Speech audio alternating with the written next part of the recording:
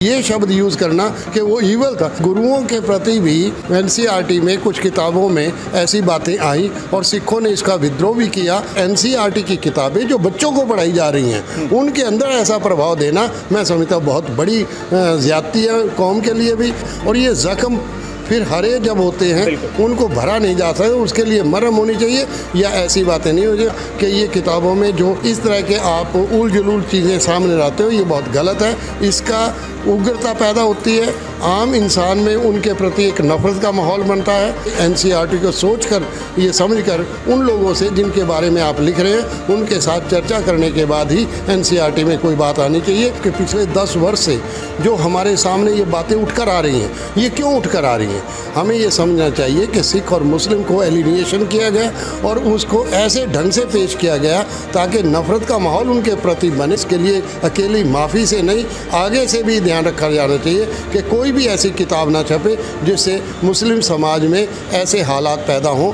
सिख जो है वो हिंदू और मुस्लिम के बीच में एक कड़ी का काम करता है। ये जो कड़ी है मैं समझता हूँ कि हम उनके साथ खड़े हैं और हम उनकी इस बात से भी सहमत हैं कि ये जो किताबों में ऐसा आया इससे जो बच्चों के अंदर असर जाएगा वो एक नफ़रत का उनके प्रति माहौल बनेगा। ये बहुत गलत है। ईरान के साथ हमारे अच्छे संबंध भी हैं, इन संबंधों को ध्यान में रखना चाहिए।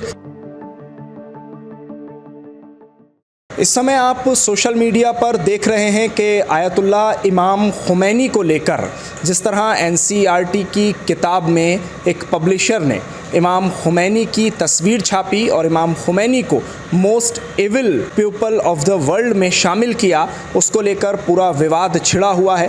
शिया समुदाय का गुस्सा भड़का हुआ है और सिर्फ शिया नहीं बल्कि सुन्नी समुदाय हो या उसके अलावा और जितने समाज के लोग हैं और इमाम खुमैनी को जानते हैं, उनकी शख्सियत से वाकिफ़ हैं, वो सभी इसका विरोध कर रहे हैं। भरपूर अंदाज में विरोध किया जा रहा है क्योंकि इमाम खुमैनी की ज़िंदगी से जो लोग पूरी तरह से आशना हैं और जानते हैं कि इमाम खुमैनी ने क्या किया है, कैसे ईरान में इमाम खुमैनी इनकलाब लेकर आए थे, वो सभी लोग इस पर अपनी राय रख रहे हैं। आज मेरे साथ इस पूरे मुद्दे पर बातचीत करने के लिए सरदार दया सिंह जी मौजूद हैं।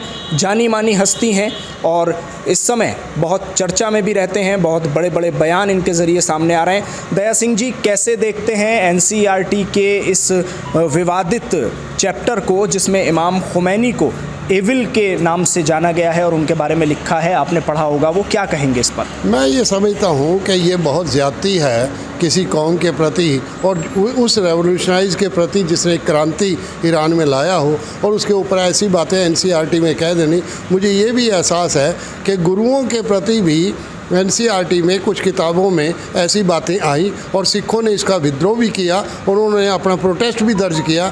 लगातार उन्होंने श्रोमणी गुरुद्वारा प्रबंधक कमेटी की तरफ से और श्रोमणी कमेटी और बाकी सब पंजाब सरकार के सामने वो सारी बातें रखी और उन्होंने एनसीईआरटी के बारे में भी साफ कहा कि ये किताबों में जो इस तरह के आप उल जुलूल चीज़ें सामने लाते हो ये बहुत गलत है। इसका उग्रता पैदा होती है, आम इंसान में उनके प्रति एक नफ़रत का माहौल बनता है। तो मैं समझता हूँ कि ये नफ़रत के माहौल को नहीं आना चाहिए।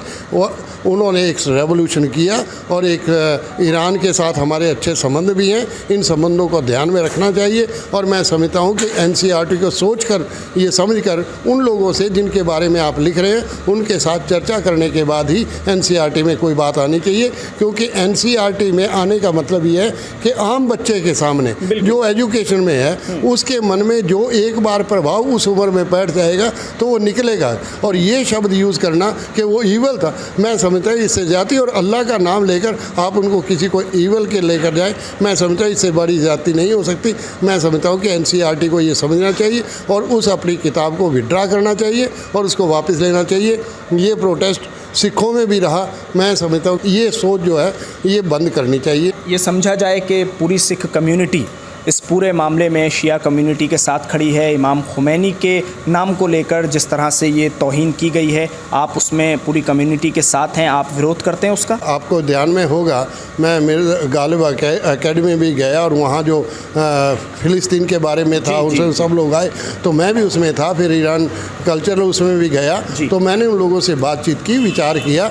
मैं समझता हूँ कि इन रिश्तों को समझना चाहिए और एनसीईआरटी की किताबें जो बच्चों को पढ़ाई जा रही हैं उनके अंदर ऐसा प्रभाव देना मैं समझता हूँ बहुत बड़ी ज़्यादती है कौम के लिए भी। इसी तरह मैंने सिखों में भी देखा है कि सिख गुरुओं के प्रति भी NCERT में कुछ ऐसी चीज़ें छपी हैं जिसके लिए उनमें भी दर्द है, और ये ज़ख्म फिर हरे जब होते हैं उनको भरा नहीं जा सकता, उसके लिए मरहम होनी चाहिए या ऐसी बातें नहीं हो चाहिए। हमें ये ध्यान में रखना चाहिए। मैं समझता हूँ कि लोकतांत्रिक तौर पर उन्होंने एक लड़ाई लड़ी, एक रेवोल्यूशन था, और उस रेवोल्यूशन की हमें कदर करनी चाहिए और हमें ये समझना चाहिए, और ये मैं कहना चाहता हूँ। इसका असर जैसा कि आप कह रहे हैं, तो क्या असर पड़ेगा इसका अगर शुरू से ही बच्चों को छठी कक्षा में ये चैप्टर रखा गया? छठी कक्षा में अगर बच्चे ये सीखते हैं कि एक शिया कम्युनिटी का इतना बड़ा चेहरा, इतना बड़ा लीडर जिसने ईरान में रिवॉल्यूशन लाया, इनकलाब लेकर आए और सारी चीज़ें उनके बारे में हैं, तो अगर शुरू से ही ये एक नफ़रत की सोच पैदा की जाएगी,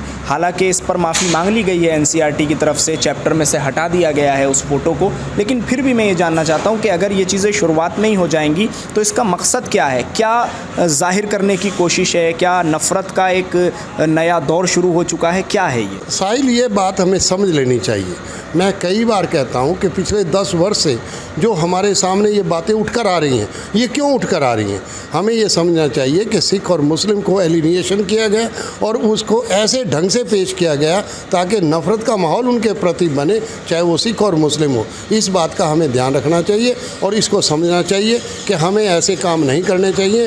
अमन और शांति का रास्ता हमें एक दूसरे के साथ मिलकर बैठकर एक दूसरे, मैं कई बार कहता हूँ, सिख जो है वो हिंदू और मुस्लिम के बीच में एक कड़ी का काम करता है। ये जो कड़ी है, मैं समझता हूँ कि हम उनके साथ खड़े हैं और हम उनकी इस बात से भी सहमत हैं कि ये जो किताबों में ऐसा आया, इससे जो बच्चों के अंदर असर जाएगा वो एक नफ़रत का उनके प्रति माहौल बनेगा। ये बहुत गलत है। मैं समझता हूँ कि इसके लिए अकेली माफ़ी से नहीं, आगे से भी ध्यान रखा जाना चाहिए कि कोई भी ऐसी किताब ना छपे जिससे मुस्लिम समाज में ऐसे हालात पैदा हों।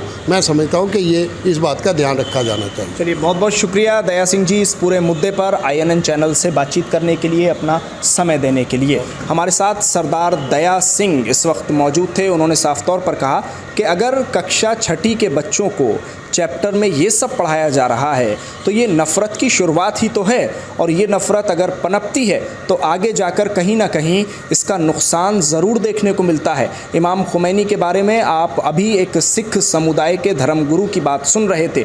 गुरुद्वारा प्रबंधक कमेटी के आप अध्यक्ष भी हैं जो कि गुरुग्राम में है, और आप जानते हैं कि किस तरह से जब गुरुग्राम में नमाज का पूरा विवाद छिड़ा हुआ था तो यही सरदार दया सिंह थे जिन्होंने गुरुद्वारे के दरवाजे नमाज के लिए खोल दिए थे। आपसी सद्भाव, आपसी प्रेम और भाईचारे की अनोखी एक मिसाल हैं सरदार दया सिंह। वीडियो को ज़्यादा से ज़्यादा शेयर कीजिए, लोगों तक पहुंचाइए। हमारे चैनल को अगर अभी तक सब्सक्राइब नहीं किया है तो सब्सक्राइब ज़रूर करें, बेल आइकन ज़रूर दबाएं।